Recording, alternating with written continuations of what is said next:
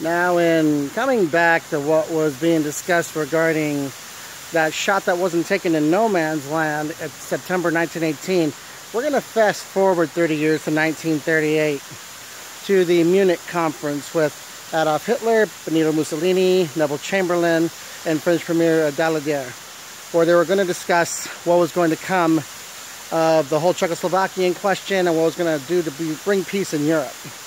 At one point, this was being held in Hitler's private resort, a lodge rather, up in what's called the Eagle's Nest. And at one point, Chamberlain was walking around the property and he came across a painting that was on the wall of British soldiers carrying people back from the front. And supposedly the conversation went similar to this, where apparently Chamberlain asked what that painting was all about, and Hitler said, "That's a painting of the one who didn't shoot me." And what had happened was, in that time in 1918, where Hitler was in the sights of a British soldier about to be shot, and we know what happened there. He didn't get shot. There was a British private in the area by the name of Henry Tandy, and he was well known in the area as being an incredible marksman, and he was also known on many occasions to not shoot unarmed men. And so that Hitler actually linked his story to that, is what it's believed, because looking from the position of a historian, Tandy's historian, David Johnson, he looked at it realistically. There was at no point any time where Adolf Hitler and Private Tandy were within 50 kilometers of one another. Although it's something that could have happened, there was no practicability for it actually to happen.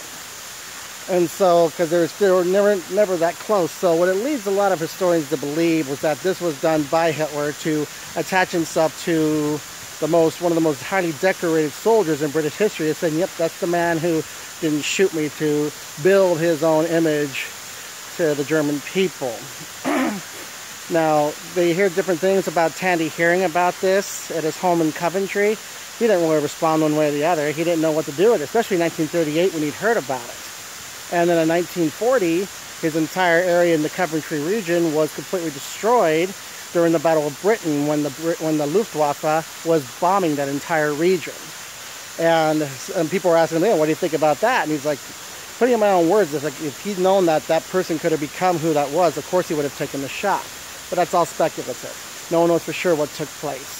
So those are some of the things that happened off of that particular event with Private Tandy, saving actually a different soldier. It was in order. It just shows that Private Tandy, although he could not have taken that shot in that situation, it shows that there were still many in the British Army who subscribed to chivalry and honor from the fact that they refused to shoot an unarmed man.